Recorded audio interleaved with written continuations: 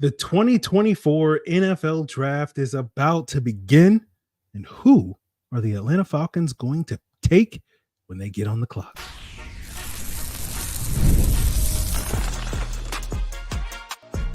You are Locked On Falcons, your daily Atlanta Falcons podcast. Part of the Locked On Podcast Network, your team every day. Welcome back, everyone, to another illustrious episode of the Locked On Falcons podcast, your daily Atlanta Falcons podcast, part of Locked On Sports Atlanta, your team every day. And today's episode is brought to you by Monopoly Go, the mobile hit twist on classic. Monopoly, join your friends, download Monopoly Go now for free on the App Store or Google Play. So, guys, if you don't know me, I am your very humble host, Aaron Freeman, aka Mr. Drew, aka Sirius Black, aka the Jolly Green Giant, aka the iron that sharpens the iron, aka Mr. aka, and I appreciate each and every one of you guys that is an everydayer of this podcast, that makes it your first listen, makes it your first watch of the day. And all you got to do to become an everydayer is subscribe for or follow for free on YouTube or wherever you listen to podcasts. So today we are previewing the Falcons, or the 2024 NFL Draft, but obviously we're talking all about the Falcons. And later in the episode, we'll do. I did a mock draft maybe like an hour ago, and it was a little crazy, but it'll just give us kind of an idea of the top 10, how I think it's probably going to go, but we'll see. The one wrinkle that was thrown in there that threw things off and made things a little bit more interesting to talk about for all of you trade down enthusiasts. So we'll get into that. Of course, you know, those of you in the chat, I see you, right? Cody, see you. Fifth Alphabet, I see you. So keep the conversation going, because when we get to the third segment today, we'll open the floor up for those of you that want to put your questions out there as we get into this thing. But of course, we'll start things off with the latest, right? And there's so many rumors about teams wanting to trade up, teams wanting to trade down. Obviously, you know, we've been talking a lot over the last month about the potential for the Falcons to trade down, the idea of, you know, the Falcons potentially being the team that takes the first defensive player off the board. And you don't really want to do that at pick 8, because is there a guy that's like, oh, this guy clearly is the 8th overall pick in this draft? It's like, maybe some of these guys, whoever you think the top defensive player, maybe he's like the 11th best player or the 12th best player in the draft, not the 8th best player in the draft. And if you can move back a couple of spots, you know, pick up some day 2, maybe even a couple of day 3 picks, and still get that guy, it makes a lot of sense for the Falcons to do that. And obviously, you know, every year, you know, the trade rumors, the 24 hours before the draft, or really the 8 hours before the draft, the day of the draft, go crazy. And everybody's like, oh my God, I've never seen anything like this. And it's like, no, this is how it goes every year. It gets crazy, you know, in the 8 to 24 hours leading up to the draft. And there's so many trade rumors, and this team's going to trade up and this team's trying to trade up. And like, look, everybody's on the phone all day long, right? You know, you watch the movie Draft Day starring Kevin Costner. I watched it this afternoon, and you know, people say, oh, that movie's so ridiculous. It's not that ridiculous. It's not that ridiculous with all the trade stuff that's happening in the 10 hours leading up to the draft. Like, I think that's more real than people realize. But, you know, you go back to 2019, right? Like, there was a ton of rumors in 2019 Falcons, they're trying to trade up in top 10, right? People forget, like, that was the year where a lot of Falcon fans thought, hey, we're trading up for Ed Oliver. We need to get that impact D tackle, right? 2020 was a year, oh, there's a lot of rumors the Falcons want to get up in the top 10. It's like a lot of speculation about them trading up for Chase Young or Isaiah Simmons. Remember that? Then 2021, right? You know, not as many trade up rumors with the Falcons picking 4 at that point in time. But, you know, no one really knew who the third pick was going to be, who San Francisco going to take, who the Falcons going to take at 4, who the Bengals going to take, right? It was like all this debate, Mac Jones versus Trey Lance, Kyle Pitts versus Justin Fields, right? Jamar Chase versus Penei Sewell, right? It's a lot of intrigue in the draft. 2022, there was similar rumors at the top of the draft. Who's going to stick and pick, where the corner's going, all that stuff, because there were no quarterbacks that year, right? And then last year we had the quarterbacks, right? There were 3 quarterbacks that went in the top 4, but people thought we might have gotten 4 quarterbacks in the top 4 or 5, right? So this is par for the course. So when I think when people see all the trade rumors and they go crazy and like, what does this mean? What is it? It's like, most of the time it doesn't mean anything. It just means teams are calling and they're trying to get a lay of the land, sort of trying to set up, you know, get their ducks in a row, set some stuff up before they get on the clock so that they, have all their, I's dotted, T's crossed and all that sort of stuff. So we'll see what happens. But, I don't know. It's hard for me to put too much stock in this because, as I said earlier, like we've heard all the rumors about the Falcons trading up in previous drafts, and it didn't come to fruition. And we'll see if the Falcons trade down in this year's draft. I do think it is a higher probability at the Falcons trade down this year, but that isn't really based off of anything that's happened in the last 24 hours. That's just the last 24 days. It seems like that's the direction that the Falcons would like to go in, and if they get a good offer, and the board goes a certain way, they'll do that. But all that to say, let's imagine a scenario where the Falcons don't trade down and they stick and pick at 8. And I think, right, I think it's going to be, one of 3 players, right? And I told the Locked On Falcons insiders earlier today, I put some percentages on it. I don't even remember exactly what the percentages were. I basically pulled the numbers out of my butt, but I think it's probably 3 players, right? I think it's going to be either Dallas Turner. I think he's the best bet, right? I think it's going to be either him, Laiatu Latu, or Rome Odunze if the Falcons pick at 8. I think there's a slim chance they go Byron Murphy as the 4th option there, but I think his chances of being the pick at 8 are much lower than those other 3 guys. I think I put the numbers somewhere between like 35% for Dallas Turner, 28% for Laiatu Latu, and like 21% for Rome Odunze. It added up to like 85% chance that it's going to be one of those 3 players. Again, pulling those numbers out of my butt, but that was kind of the feeling I got. So, we've talked about this before. If you've missed the last like 3 weeks of podcasts, right? I'm going to try to do my best to kind of summarize the last 3 weeks of takes in the next 3 minutes. But basically, I still think Dallas Turner is the best bet because of the Falcons' past draft tendencies under Terry Fontenot. There are 3 boxes that Dallas Turner checks that the Falcons have consistently done in the Fontenot era, right? First round picks, all 3 of those guys, Bijan, Drake London, Kyle Pitts, were all 21 or younger. Dallas Turner's 21, right? Laiatu Latu's like 24, right?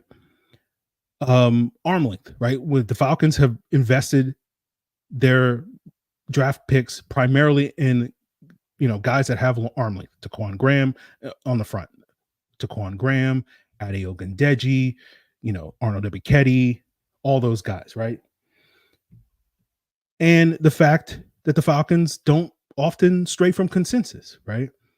That they have generally not gone crazy like we saw, in the Dan Quinn, Thomas Dimitroff era. Like, when they picked AJ Terrell, that was not the consensus 16 overall pick in that draft. Like AJ Terrell, I think, was like the consensus 38 pick. Keanu Neal was a similar player. Like, though that regime was always straying from consensus, but Kyle Pitts was the number 2 overall prospect on consensus rankings in 2021. I think Drake London was 12.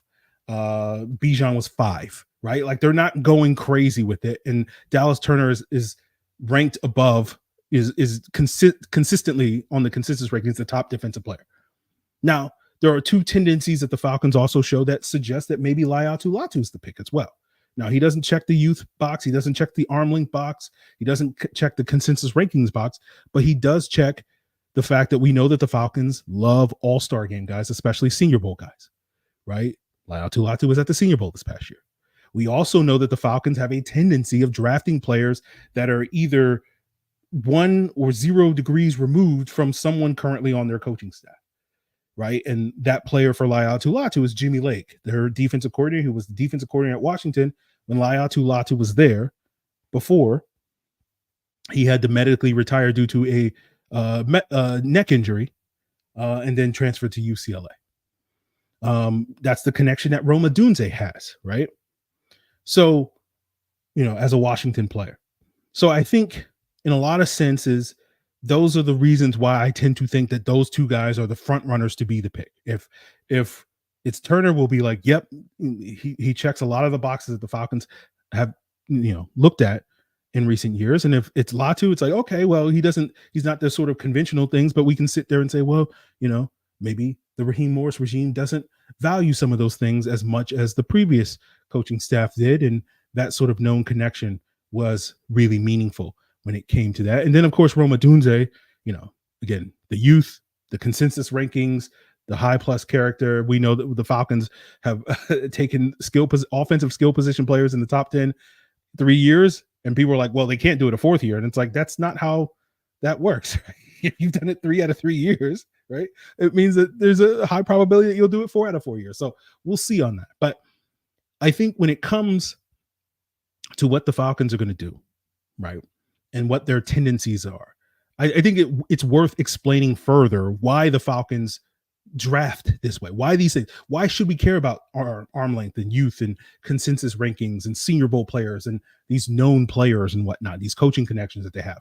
I think it's worth exploring that as we continue today's episode, and we'll do that, guys, as we continue today's live 2024 NFL Draft preview.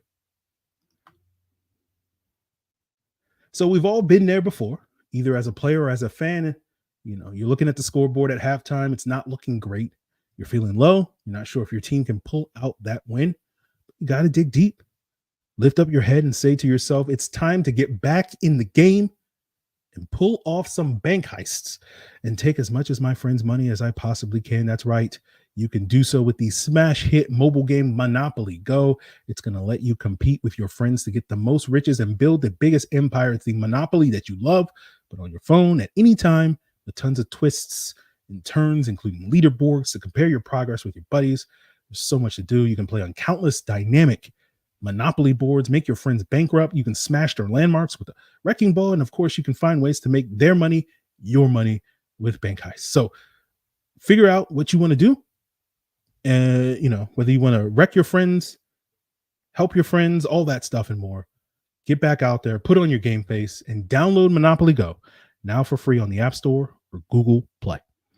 So, guys, it is playoff time in the NBA and NHL. And, of course, baseball season is in full swing, and FanDuel is the place that you can bet on every single game. Right now, new customers get $150 in bonus bets guaranteed. That's $150.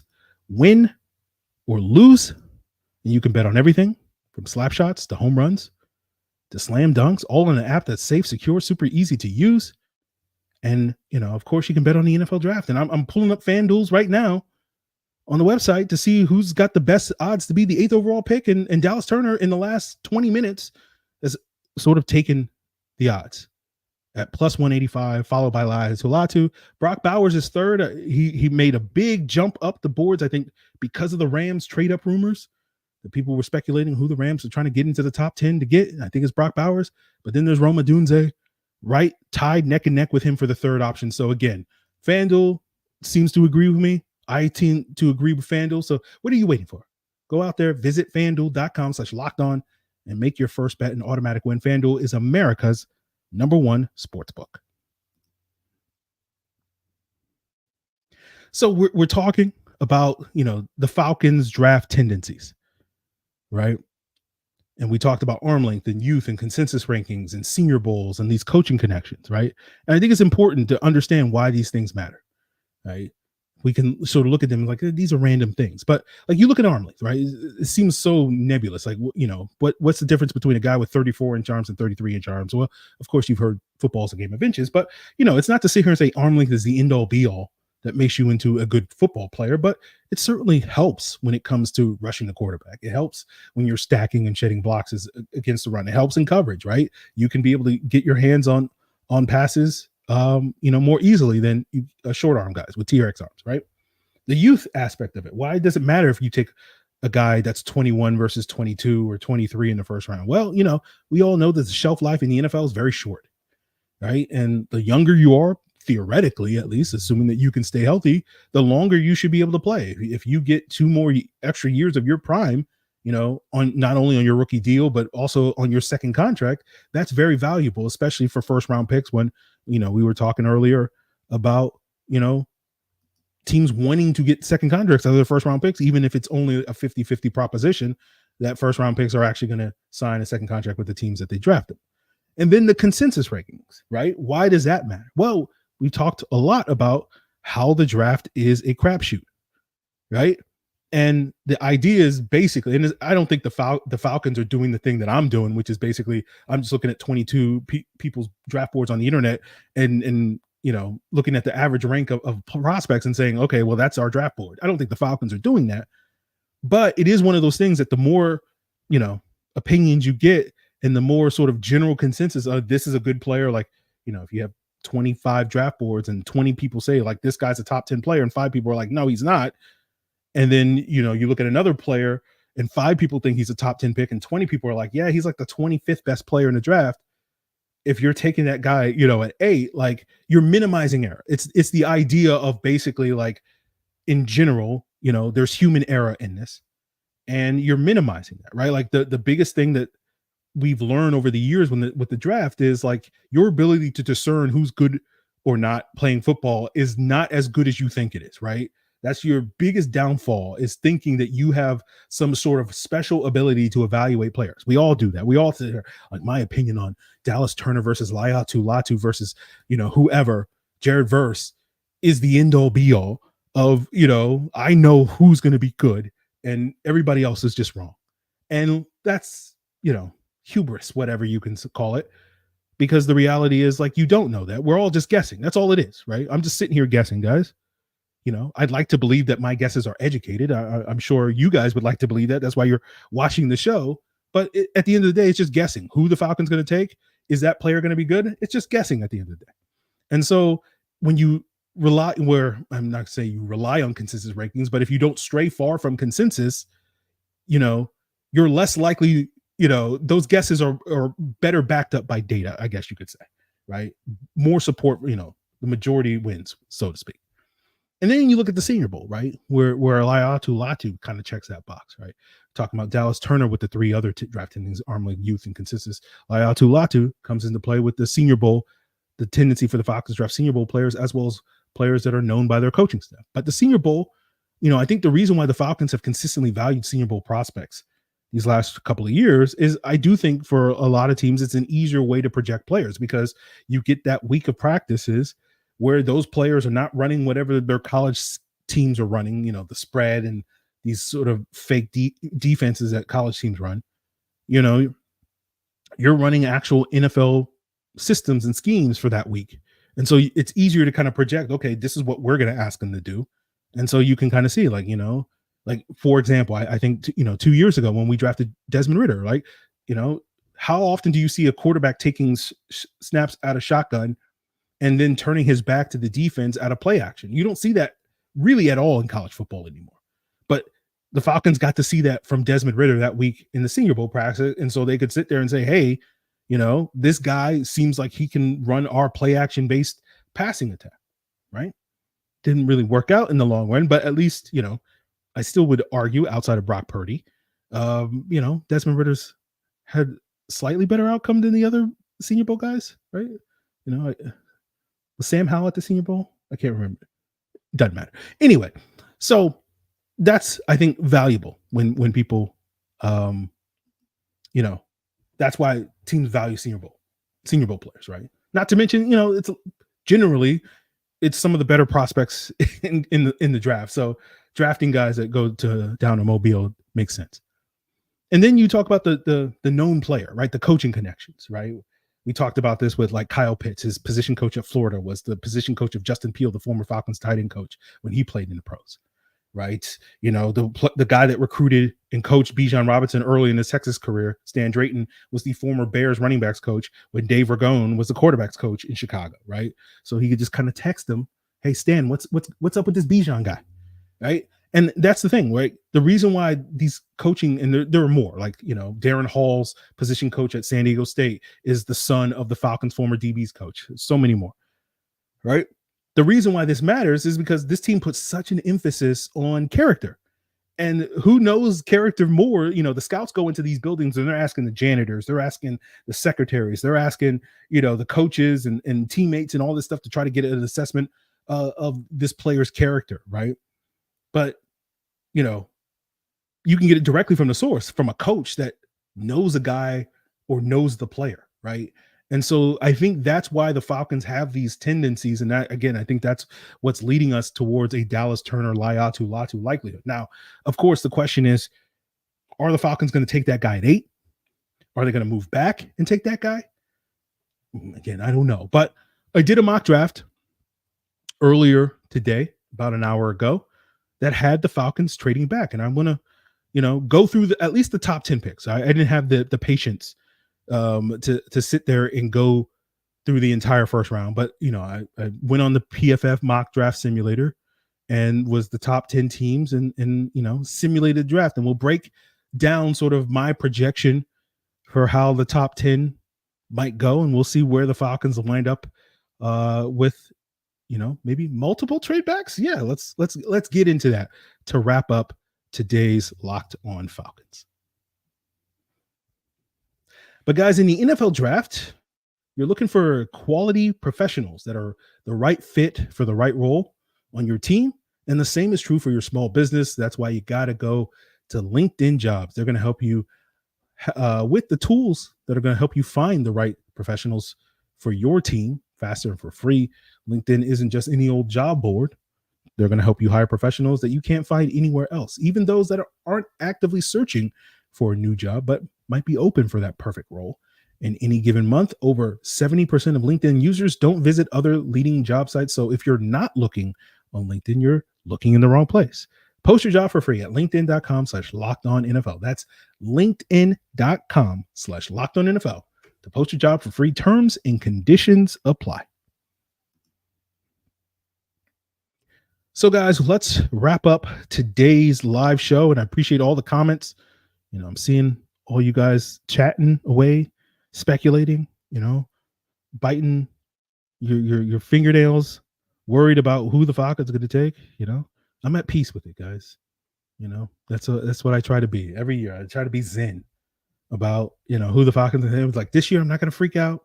I'm just going to be cool about it. And then, of course, the inevitable happens and you wind up freaking out. But let's get into this draft, right? And I did a mock draft simulation. I'm going to throw it up there on the screen for you guys and for the people that are listening to this after the fact, audio wise, we'll do my best to explain it. But as you can see on your screens, I decided to be the first 10 teams off the board so I could have some control at the top of the draft and basically let PFF simulate the rest of the first round.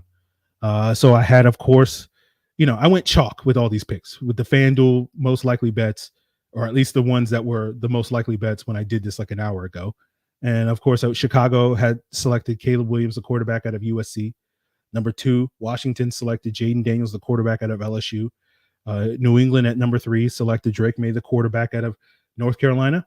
Number 4, Arizona selected Marvin Harrison, a wide receiver out of Ohio State. Marvin Harrison Jr., I should say. Sorry. Who decided, I don't know what's going on with Marvin. He's not signing the NFLPA agreement. He's not going to be on the Madden game or whatever. I don't know, man. This man doesn't care about anything that isn't football related. If it isn't about playing football, he does not care. So shout out to him. And then number 5, right? I had the Chargers trade back.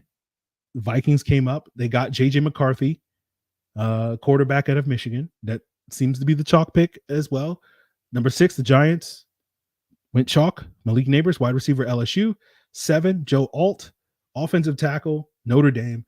And as you can see, first 7 picks is the chalk picks. Again, I know there's been a lot of speculation in the last 24 hours about teams trading out and this happening and all that stuff.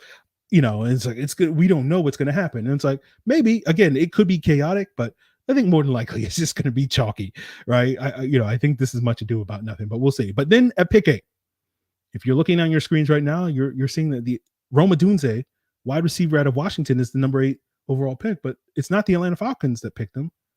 It's the New York Jets.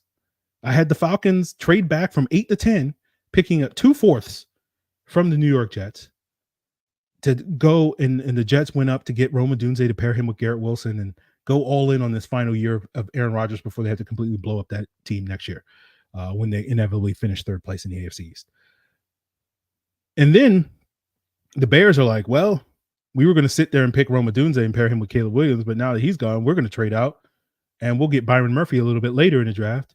So we're going to trade with the Denver Broncos. And because I only had control of the top 10 teams and the Broncos were the 12th pick, I didn't have control over this. I was assuming that the Broncos were going to trade up for Brock Bowers. They didn't. They traded up for Dallas Turner, the edge rusher out of Alabama. And so with the Falcons now on the clock with Dallas Turner gone, because originally I was saying, the Broncos will trade up to 9 to get Brock Bowers. And then the Falcons will just get Dallas Turner at 10 and they'll get Dallas Turner plus 2/4, win-win. Bob's your uncle, whatever the Brits say, right? And then the Broncos took Dallas Turner And I was like, oh, okay, well, let me trade out again. And let's get Brock Bowers going here. Someone's got to take Brock Bowers. So I had the Rams trade up from 19 with the Falcons, who are now picking 10. So the Rams could get Brock Bowers at pick 10. And the Falcons moved back to 19 and got a second and third round pick.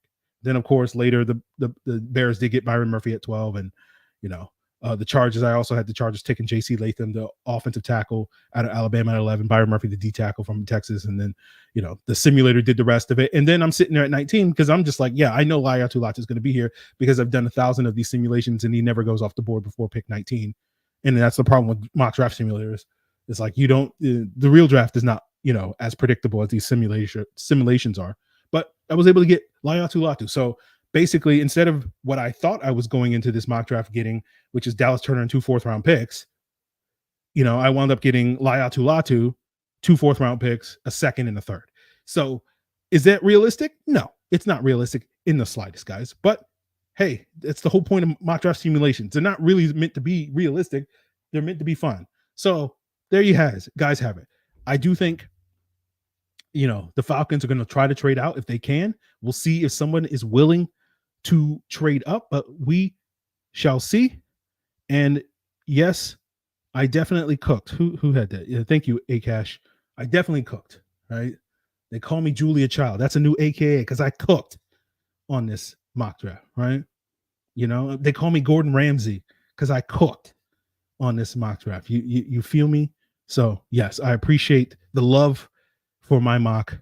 Mike Harvey says, just did a mock, kept our pick at 8, traded both 3s and next year's 1s to Cincy for their pick at 18 and their 2 at 39. And I took Dallas Turner and Quinyon Mitchell. Okay. All right.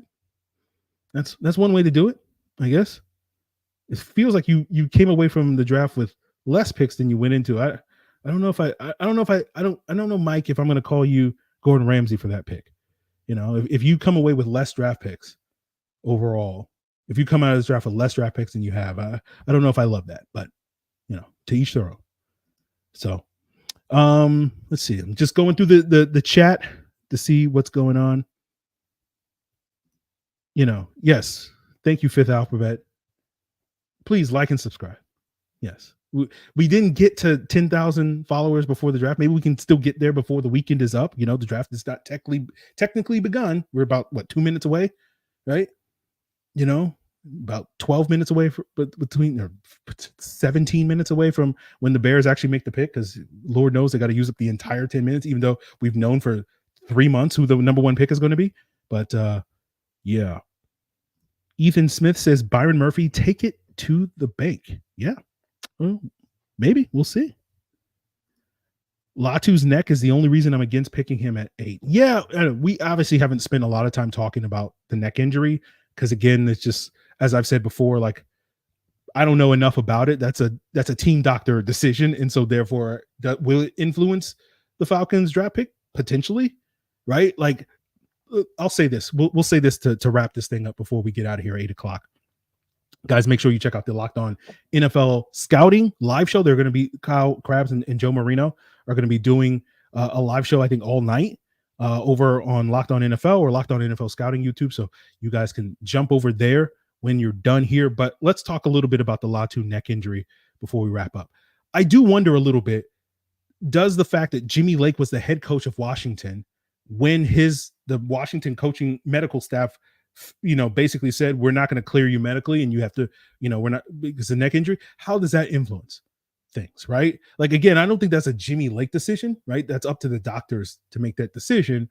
But you do wonder the fact that Jimmy Lake was the head of the coaching staff that was part of that, medical staff or whatever that, essentially failed Latu's medical.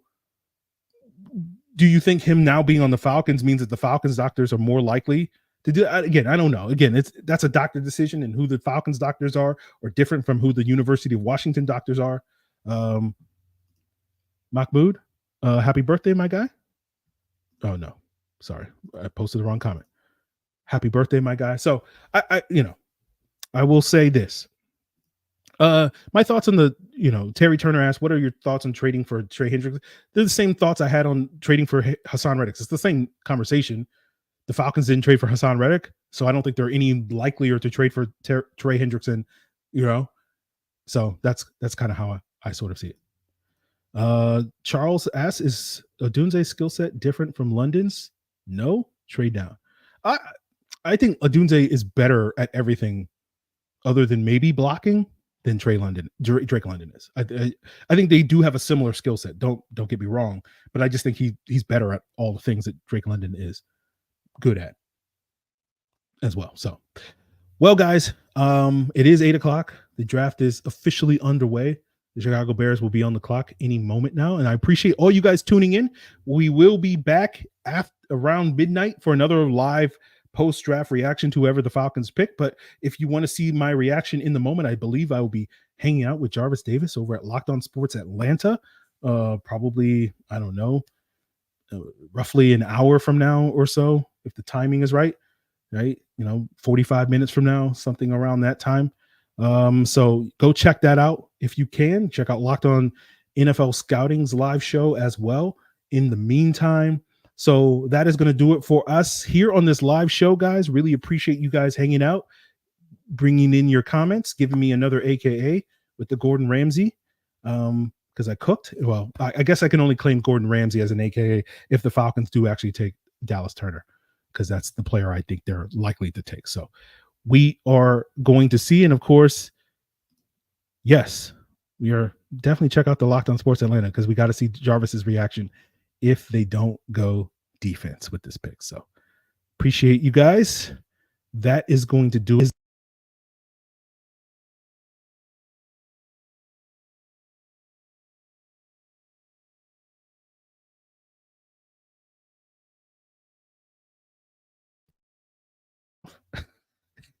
Is my mic off? Technical difficulties like crazy. So we'll end it right there, guys. Appreciate you. Till then.